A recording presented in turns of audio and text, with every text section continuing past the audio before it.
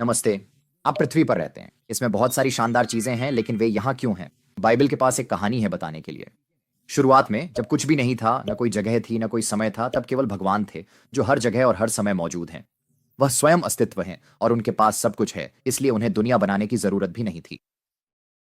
फिर भी भगवान ने दुनिया बनाई। रुके नहीं, शुरुआत में ये ऐसा नहीं दिखता था। ये अधिक निराकार, शून्य और बहुत अंधेरा था। लेकिन भगवान ने कहा कि प्रकाश हो, तो अब प्रकाश है। और ये प्रकाश वाली चीज काफी अच्छी है, इसलिए भगवान ने इसे अंधकार से अलग कर दिया। और हमें इन चीजों को नाम भी देने चाहिए। अच्छी खबर, नीचे का पानी अब ऊपर के पानी से अलग हो गया है। और भी अच्छी खबर, अब सूखी जमीन है। और बताइए क्या हुआ? अब यहाँ जीवन है। फिलहाल सिर्फ पौधे हैं, लेकिन शायद पौधों ने हवा को साफ कर दिया, तो अब आप सूरज, चांद और तारे देख सकते हैं। ये बहुत काम आने वाला है। पानी में जानवर हैं, हवा में जानवर हैं, जमीन पर जानवर हैं।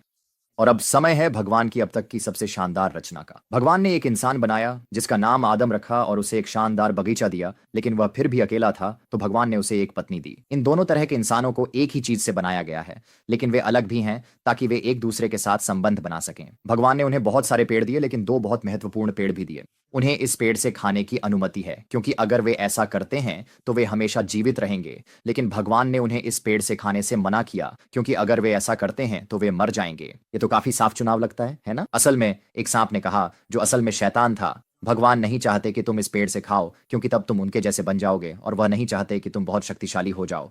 ठीक है, ईव ने कहा। ठीक है, आदम ने कहा। तो उन्होंने उस पेड़ से खा लिया, और इसी के साथ मानवता भगवान की शर्तों पर खरी नहीं उतरी। उन्हें जीवन के वृक्ष तक पहुंचने का अधिकार खो गया, जिसका मतलब है कि अब वे अंत में मर जाएंगे। मानवता ने भगवान के बजाय शैतान का साथ दिया और भगवान द्वारा दी गई जिंदगी के सभी अधिकार खो दिए। तो अगर भगवान उसी समय मानवता का अंत कर देते तो कोई उन्हें दोष नहीं दे सकता था, लेकिन भगवान ने ऐसा नहीं किया। भगवान ने वादा किया कि एक दिन शैतान को उनके ही किसी संतान द्वारा नष्ट कर दिया जाएगा। लेकिन आदम और ईव तो पहले ही पाप कर चुके हैं, तो चलिए देखते हैं कि उनके बच्चे कुछ बेहतर कर सकते हैं या नहीं। कैन अपने भाई हाबिल से नाराज है, क्योंकि हाबिल भगवान में विश्वास रखने में उससे बेहतर है। भगवान कैन से कहते हैं कि उसे पाप का विरोध करना चाहिए, लेकिन कैन अपने भाई की हत्या कर देता है। उसने ऐसा क्यों किया? देखिए, आदम के पाप की समस्या कैन तक भी पहुंच गई थी, क्योंकि यह समस्या पूरी मानवता को प्रभावित करती है। तो जैसे जैसे इंसान बढ़ते गए, पाप और बुराई भी बढ़ती गई। अब बहुत हो गया। भगवान सबसे कम बुरे इंसान को चुनते हैं, जिसका नाम नूह है। वह अब भी पापी है, लेकिन उसमें भगवान पर विश्वास है, इसलिए तुलना में वह अपेक्षाकृत अच्छा इंसान है। भगवान नूह से कहते हैं कि वह अपने और अपने परिवार के लिए नाव बनाए, और जब तक भगवान बाढ़ नहीं लाते, जो उनके अलावा सभी को मार देती है, तब तक सब लोग उन पर हंसते हैं। लेकिन जब बाढ़ चली जाती है, तो भगवान इंद्रधनुष को अपने वचन का चिन्ह बना देते हैं। याद है वो वादा कि शैतान का नाश होगा। भगवान उसमें जोड़ते हैं, कहते हैं कि वह तब तक दुनिया को फिर से नष्ट नहीं करेंगे, क्योंकि अब लोग कुछ बुनियादी शराफत दिखाएंगे। भगवान अभी दुनिया को ठीक नहीं कर रहे हैं, लेकिन वह इसे इतना स्थिर बना रहे हैं कि भविष्य में ऐसा कर सकें। तो अब लोग पहले जितने बुरे नहीं रहे।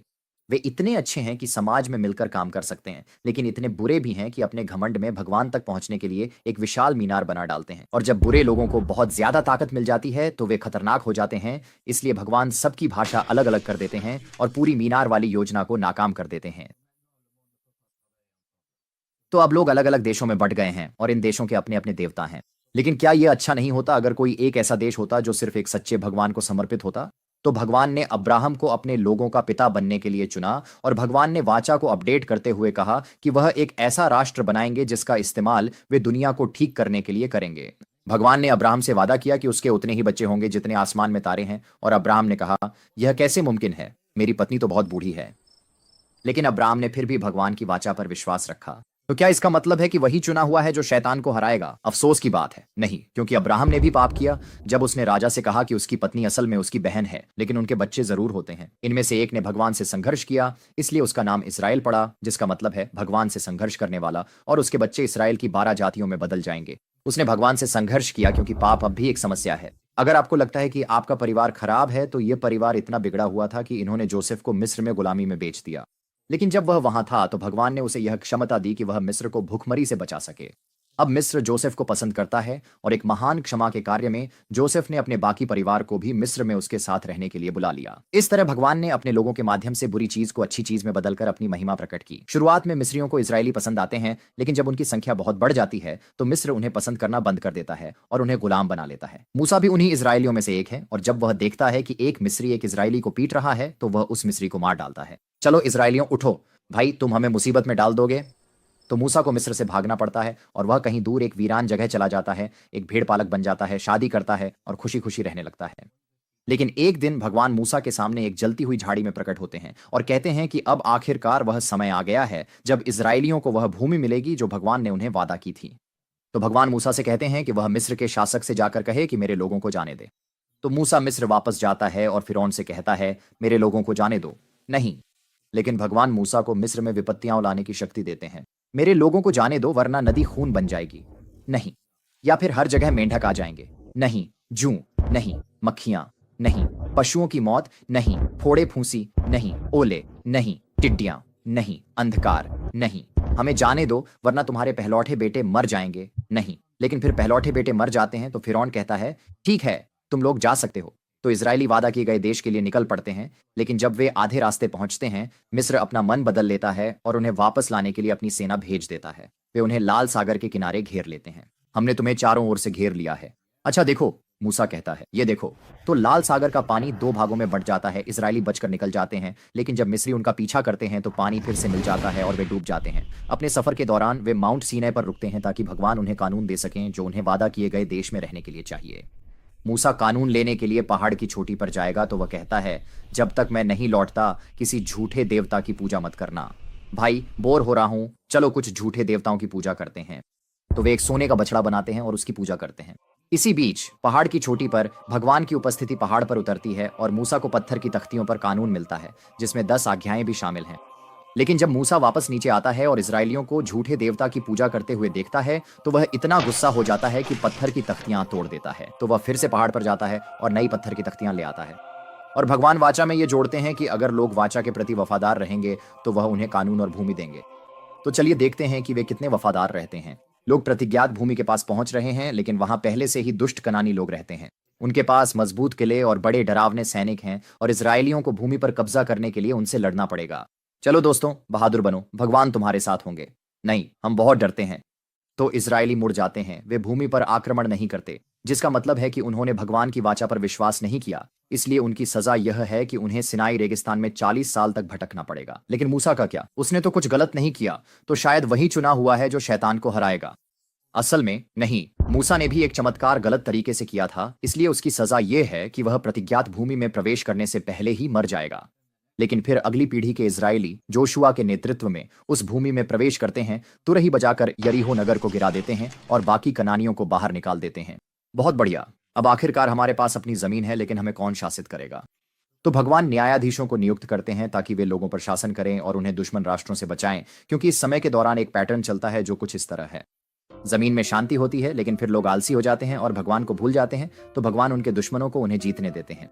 लेकिन फिर लोग भगवान की ओर लौटते हैं तो भगवान उन्हें अपनी जमीन फिर से जीतने की ताकत देते हैं और जमीन में फिर से शांति आ जाती है। ये पैटर्न कई बार कई अलग अलग न्यायाधीशों के साथ दोहराया जाता है और लोग इससे तंग आने लगे हैं। भाई, हम बस एक राजा क्यों नहीं रख सकते? मुझ पर भरोसा करो, तुम राजा नहीं चाहोगे, सैमुअल कहते हैं। अरे यार, बाकी सबके पास तो राजा है। ठीक है ठीक है, सैमुअल कहते हैं, लेकिन राजा अत्याचारी होगा। सैमुअल शाऊल को राजा अभिषेक करते हैं और जैसा अंदेशा था, शाऊल अत्याचारी शासक साबित होता है। यह युवा लड़का दाऊद, वह बस एक चरवाहा और तार वादक है, इसलिए कोई उसे गंभीरता से नहीं लेता। लेकिन एक दिन एक विशाल डरावना गुफावासी योद्धा गोलियत इजरायलियों से लड़ने के लिए आ जाता है। ठीक है दोस्तों, कौन गोलियत से लड़ना चाहता है? मैं करूंगा, दाऊद कहता है। तो दाऊद अपनी गुलेल निकालता है, गोलियत के सिर पर पत्थर मारता है और उसे मार डालता है। अब दाऊद हीरो बन गया है और हर कोई दाऊद को पसंद करता है और शाऊल दाऊद से बहुत जलने लगा है, खासकर इसलिए क्योंकि सारी लड़कियां गा रही हैं। शाऊल ने अपने हजारों को मारा और दाऊद ने अपने 10 हजारों को। तो शाऊल दाऊद को मारना चाहता है, इसलिए दाऊद भाग जाता है और शाऊल उसका पीछा करता है। लेकिन एक दिन दाऊद को शाऊल को मारने का सुनहरा मौका मिलता है जब वह शौचालय का इस्तेमाल कर रहा होता है, लेकिन वह ऐसा नहीं करता, इसलिए शाऊल दाऊद को माफ कर देता है। लेकिन एक दिन शाऊल पकड़े जाने से बचने के लिए मर जाता है, तो दाऊद अगला राजा बन जाता है। यह बहुत शानदार है। शुरुआत बहुत अच्छी होती है और दाऊद अपने राज्य के लिए कई जीत हासिल करता है। शायद वही चुना हुआ है जो शैतान को हराएगा, लेकिन नहीं। दाऊद पाप करता है क्योंकि उसे एक औरत पसंद आ जाती है, तो वह उसके पति को युद्ध में मरवा देता है ताकि वह उसे छीन सके। तो उसके बाद भगवान दाऊद के लिए सब कुछ बिगाड़ देते हैं। लेकिन भगवान फिर भी वादा करते हैं कि दाऊद के वंशजों में से कोई एक वह राजा बनेगा जो दाऊद नहीं बन सका। उसका राज्य पूरी दुनिया में फैलेगा और हमेशा के लिए रहेगा। तो चलिए इसे भी वाचा में जोड़ देते हैं। शायद दाऊद का बेटा सुलेमान यह कर सकता है। वह शानदार शुरुआत करता है, भगवान से बुद्धि मांगता है और फिर बहुत सारी बुद्धिमत्तापूर्ण बातें लिखता है, जिससे धरती के सभी राजा और रानियां प्रभावित होते हैं और सुलेमान से सीखना चाहते हैं। और इसके अलावा सुलेमान भगवान की महिमा के लिए एक विशाल सुंदर मंदिर बनाता है, इसलिए इस समय उसका राज्य दुनिया के लिए एक चमकता हुआ प्रकाश स्तंभ है और भगवान अपने लोगों के माध्यम से महिमा मंडित होते हैं। तो शायद सुलेमान वही भविष्य का राजा है जो पूरी दुनिया पर राज करेगा, लेकिन नहीं। सुलेमान कई पत्नियां और रखैले रखकर पाप करता है, जिनमें से कुछ इजरायली नहीं हैं, तो सुलेमान अंत में विदेशी देवताओं की पूजा करने लगता है और फिर सुलेमान के लिए भी सब कुछ बिगड़ जाता है। और इसके बाद पूरे राज्य के लिए हालात और भी खराब हो गए, क्योंकि लोग लगातार और अधिक पाप करने लगे। राज्य दो हिस्सों में बंट गया, इजराइल और यहूदा, और दोनों राज्यों को बुरे राजा मिले जो मूर्ति पूजक देवताओं की पूजा करते थे। लेकिन ऐसा नहीं था कि इस समय सब कुछ बुरा ही था, क्योंकि कई महान भविष्यवक्ता उठे जिन्होंने लोगों को फिर से भगवान की ओर लौटने के लिए प्रेरित किया। और जब मंदिर को सचमुच राक्षसों की पूजा के स्थान के रूप में इस्तेमाल किया जा रहा था, तब भी भगवान ने भविष्यवक्ताओं से कभी मंदिर को छोड़ने के लिए नहीं कहा, बल्कि उसे पुनर्स्थापित, पुनर्जीवित और फिर से प्राप्त करने के लिए कहा। और वास्तव में कुछ अच्छे राजा भी थे जिन्होंने उनकी बात सुनी और मंदिर में सुधार किया, लोगों को भगवान के वचन को याद रखने के लिए प्रोत्साहित किया।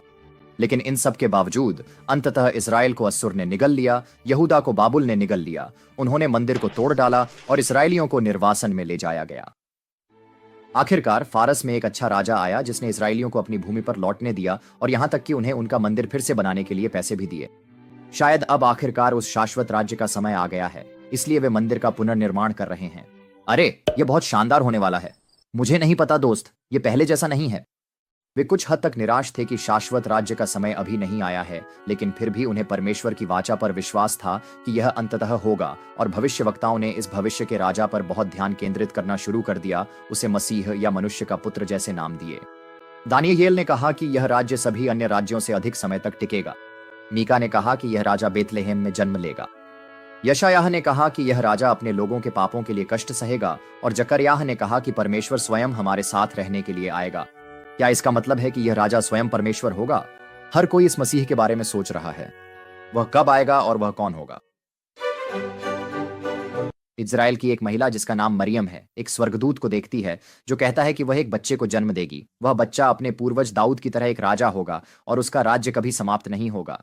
भाई, मैं सचमुच कुंवारी हूं। कोई बात नहीं, पवित्र आत्मा तुम्हें एक बच्चा देगा, इसलिए तुम्हारा बच्चा सचमुच परमेश्वर का पुत्र होगा। ठीक है। तो मरियम बेतलेहम के एक पशुशाला में यीशु को जन्म देती है और उसका नाम इम्मानुएल रखती है, जिसका अर्थ है परमेश्वर हमारे साथ। मुझे लगता है कि इसके बारे में कोई भविष्यवाणी थी। और 3 ज्ञानी लोग उस उत्सव में आते हैं क्योंकि उन्होंने एक तारा देखा था। नमस्ते, क्या यही वह जगह है जहां राजा का जन्म हुआ था? हमारे पास उसके लिए कुछ उपहार हैं। लेकिन फिर हेरोदेस को पता चला कि बेतलेहम में एक महान राजा का जन्म हुआ है। इसराइल का राजा, तुम कहते हो? यहाँ सिर्फ मैं ही राजा हूँ। मुझे लगता है कि इसके बारे में कोई भविष्यवाणी थी। तो राजा हेरोदेस बहुत ईर्ष्यालु हो गया और उसने लोगों को बेतलेहम जाकर उस नए शिशु राजा को मारने का आदेश दिया। इसलिए मरियम और उनके पति यूसुफ को बेतलेहम छोड़कर मिस्र भागना पड़ा, जब तक कि वापस आना सुरक्षित न हो जाए। मुझे लगता है कि इसके बारे में भी कोई भविष्यवाणी थी। जब यीशु बड़े होते हैं तो उनका पहला चमत्कार वास्तव में एक पार्टी के लिए शराब बनाना होता है, क्योंकि उनकी मां ने उनसे ऐसा करने को कहा था। लेकिन उनकी असली सेवा तब शुरू होती है जब उन्हें यूहन्ना बपतिस्मा देने वाले द्वारा बपतिस्मा दिया जाता है। यूहन्ना बपतिस्मा देने वाला एक व्यक्ति है जो जंगल में रहता है, लोगों को बपतिस्मा देता है और उन्हें परमेश्वर की ओर लौटने के लिए कहता है। मुझे लगता है कि इसके बारे में भी कोई भविष्यवाणी थी। लेकिन जब यीशु को बपतिस्मा दिया गया तो परमेश्वर ने घोषणा की कि यीशु उसका पुत्र है और उस पर पवित्र आत्मा भेजा। इसके ठीक बाद यीशु रेगिस्तान में गए और 40 दिनों तक कुछ नहीं खाया, और तभी शैतान ने यीशु को पाप करने के लिए बहकाने की कोशिश की, लेकिन उन्होंने पाप नहीं किया। अब तक यूहन्ना बपतिस्मा देने वाला परमेश्वर के राज्य के बारे में प्रचार कर रहा था, लेकिन फिर वह जेल चला गया तो यीशु ने जिम्मेदारी संभाली, जो कि सही भी है क्योंकि असल में वही राजा है। तो परमेश्वर का राज्य कैसा है? यीशु ने कहा कि परमेश्वर का राज्य दबे कुचले लोगों को मुक्ति देता है, और यह गरीब लोगों के लिए खुशखबरी है, सिर्फ अमीरों के लिए नहीं, कि जो लोग अभी गरीब और दुखी हैं वे पूरी दुनिया के वारिस बनेंगे। और यह राज्य वही है जो परमेश्वर ने वादा किया था। लेकिन वे सिर्फ लोगों को यह नहीं बताते कि परमेश्वर का राज्य क्या है, वे इसे दिखाते भी हैं, दुष्ट आत्माओं को निकालकर, बीमारों को चंगा करके और लोगों के पापों को क्षमा करके। वह पूरे देश के सभी शहरों में यात्रा कर रहे हैं, तरह तरह के चमत्कार कर रहे हैं, और हर कोई हैरान है सिवाय उनके अपने शहर के लोगों के, क्योंकि उनके लिए यह शर्मनाक है कि वे उन्हें बचपन से जानते हैं। यीशु ने 12 सहायकों को चुना और धीरे धीरे और भी लोग उनके अनुयायी बनते गए। बहुत से लोग यीशु से प्रेम करते थे, लेकिन कुछ लोग थे जिन्हें उनसे प्रेम नहीं था। वे थे फरीसी। वे सभी नियमों का पालन करने में इतने मग्न थे, इस उम्मीद में कि वे परमेश्वर को प्रभावित कर सकें ताकि वह उन्हें उनका राज्य वापस दे दें। क्योंकि इस समय इजरायली, या अब कहें तो यहूदी, रोमन साम्राज्य के अधीन रह रहे थे, जिसे गैर यहूदी लोग चला रहे थे, यानी वे लोग जो यहूदी नहीं थे। फरीसी इज़राइल का राज्य वापस लाने की उम्मीद कर रहे थे, लेकिन यीशु का राज्य कुछ और ही विषय पर आधारित लगता था। उन्हें यह पसंद नहीं था कि यीशु पापियों के साथ उठते बैठते थे, दूसरों के पापों को क्षमा करते थे, गैर यहूदियों का स्वागत करते थे, रोम को कर देने के लिए कहते थे और उनकी सत्ता को चुनौती देते थे। इसलिए उन्होंने सोचा कि यीशु असली मसीहा नहीं है। लेकिन फिर एक दिन एक पहाड़ की चोटी पर यीशु का रूपांतरण हुआ और उनके सामने पुराने नियम के दो महान और महत्वपूर्ण लोग, मूसा और एलिय्याह, प्रकट हुए, जिससे फरीसी बहुत मूर्ख दिखने लगे। तो जब यीशु यरूशलेम में प्रवेश कर रहे थे, जो सबसे महत्वपूर्ण शहर था और जहां मंदिर था, तो उनका स्वागत एक राजा की तरह किया गया। लोग खजूर की डालियां लहराते हुए उनका अभिनंदन कर रहे थे और लोग तो यीशु की पूजा भी कर रहे थे, जिससे फरीसी बहुत गुस्सा हो गए। हर कोई जानता है कि केवल परमेश्वर की ही पूजा करनी चाहिए। तो अगर यीशु पूजा स्वीकार कर रहे हैं, तो या तो वे स्वयं परमेश्वर हैं या वे निंदा कर रहे हैं। और मुझे लगता है कि आप जानते हैं कि फरीसी किस विकल्प के साथ गए, इसलिए उन्होंने यीशु को मारने की साजिश रची। यीशु इसकी भविष्यवाणी कर रहे थे, इसलिए उन्होंने अपने सभी शिष्यों को एक अंतिम भोज के लिए बुलाया। उन्होंने रोटी और दाखरस लिया और कहा कि रोटी उनका शरीर है और दाखरस उनका लहू है और हमें यह उनके स्मरण में करना चाहिए। और उन्होंने एक नया वाचा किया जिसमें पापों की क्षमा का वादा किया और उन्होंने कहा कि शिष्यों में से एक उन्हें धोखा देगा। और सचमुच इसी ने यीशु को धोखा दिया और लोगों को उन्हें गिरफ्तार करने में मदद की। उसने ऐसा इसलिए किया क्योंकि उसे इसके लिए पैसे दिए गए थे। कुछ अन्य शिष्यों ने विरोध करने की कोशिश की, लेकिन यीशु ने उन्हें ऐसा न करने को कहा क्योंकि यह सब होना जरूरी था। यीशु को पोंतियुस पिलातुस के नेतृत्व में रोमी सैनिकों के हवाले कर दिया गया, जिन्होंने उन्हें एक क्रूस पर लटकाकर मार डाला। अगर आप सोच रहे हैं कि क्रूस पर चढ़ाना कितना दर्दनाक होता है, तो बता दें कि एक्सक्रूशिएटिंग शब्द भी यहीं से आया है। जब यीशु की मृत्यु हो गई तो अंधकार छा गया और सैनिकों में से एक ने कहा, अरे दोस्तों, लगता है हमने परमेश्वर के पुत्र को ही क्रूस पर चढ़ा दिया। मुझे लगता है कि इसके बारे में कोई भविष्यवाणी थी, तो यीशु आसानी से इसे रोक सकते थे, फिर उन्होंने ऐसा क्यों नहीं किया? खैर, आपको याद होगा सब कुछ इसलिए विफल हो रहा था क्योंकि लोग बार बार पाप करते रहे। यीशु ही एकमात्र थे जिन्होंने कभी पाप नहीं किया, इसीलिए उन्होंने पाप की समस्या को हल करने के लिए पाप के लिए बलिदान दिया और लोगों को एहसास हुआ कि यीशु वास्तव में मसीहा या क्राइस्ट हैं। यीशु को एक कब्र में दफनाया गया। तीसरे दिन कुछ महिलाएं कब्र पर गईं और देखा कि कब्र खाली है। फिर यीशु जीवित होकर उन महिलाओं के सामने प्रकट हुए। फिर यीशु अपने शिष्यों के सामने जीवित होकर प्रकट हुए। थॉमस को पहले संदेह था, लेकिन फिर उसने विश्वास किया और समझा कि यीशु ही परमेश्वर हैं। इसलिए वे सभी यीशु की पूजा करने लगे क्योंकि उन्हें एहसास हुआ कि यीशु ही वह चुना हुआ है जिन्होंने शैतान को पराजित किया। उन्होंने शैतान को हराया जब वे मृतकों में से जी उठे और मृत्यु को पराजित किया। और यीशु ने यह साबित करने के लिए मछली खाई कि उनका पुनरुत्थान शारीरिक था। फिर यीशु ने उन्हें अंतिम बाइबल अध्ययन दिया, जिसमें उन्होंने समझाया कि सारी धर्म ग्रंथें उन्हीं के बारे में थीं।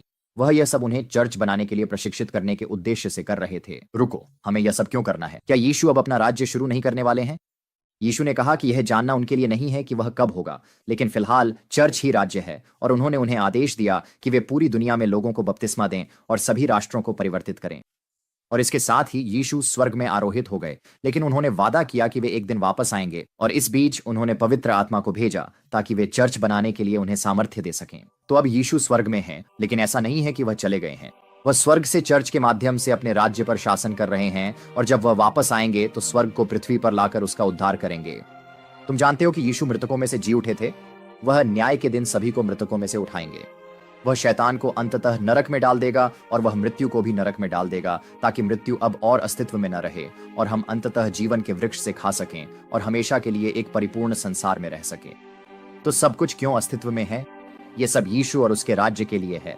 वह सब कुछ जीत लेगा और सारी बुरी चीजों को अच्छा बना देगा। सवाल यह है, क्या आप उसका हिस्सा बनना चाहते हैं?